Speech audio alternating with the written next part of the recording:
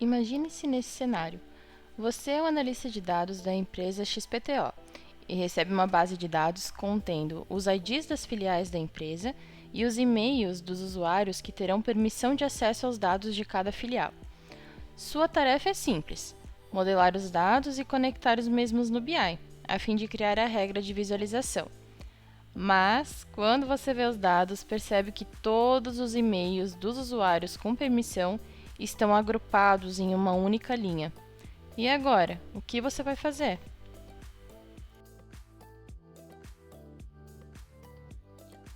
Então aqui está a nossa tabela, onde a gente tem a coluna Branch, que seria a filial, então a filial de 1 a 5, e a coluna Users, que vai trazer todos os e-mails dos usuários que possuem permissão de acesso aos dados de cada filial. Então, por exemplo, na filial 1, a gente tem o e-mail user1 e o user2 são as pessoas que têm acesso aos dados dessa filial. E os e-mails eles estão separados por ponto e vírgula. Então, a primeira coisa que a gente precisa fazer é separar esses e-mails, e para cada um ficar numa linha separada, para a gente poder criar essa tabela e poder fazer a configuração de RLS, que é o Role Level Security, lá no BI. Então, para isso, a gente vai usar a função split, tá? Então, vamos lá, a gente vai trazer a nossa branch aqui. E aqui, a função split, já vou deixar o apelido aqui pronto. A função split, a sintaxe dela, é basicamente o atributo, qual que é a coluna que a gente quer fazer a separação, e o segundo argumento é qual é o delimitador.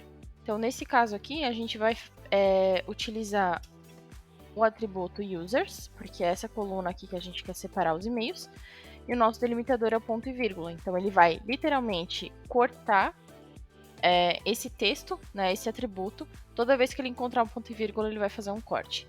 Então, se a gente executar essa consulta aqui, a gente consegue ver que ele fez certinho aqui, ele separou então os e-mails, sempre quando ele encontrava um ponto e vírgula, ele separa e ele coloca na linha de baixo. Porém, notem que a partir do segundo usuário, sempre a partir do segundo, ele não consegue trazer a informação da filial aqui. Por quê? Porque essa função ela só vai fazer esse corte no meio do texto. Ele continua conectado na linha principal, que seria a primeira linha aqui, tá?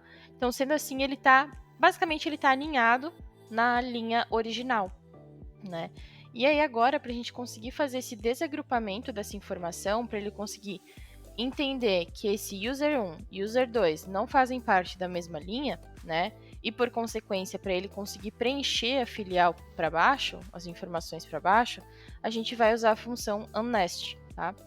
Nest do inglês significa ninho.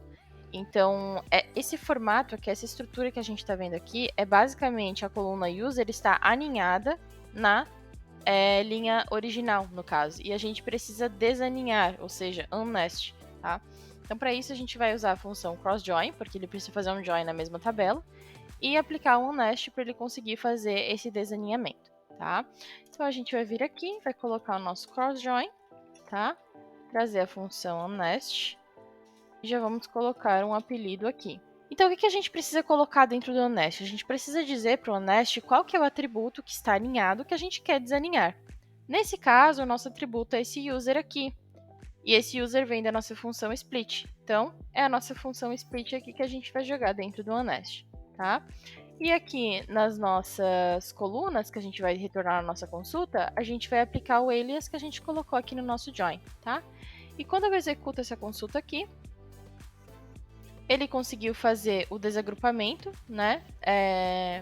das linhas dos usuários ali em relação à linha principal e automaticamente preencheu para baixo as informações de filial.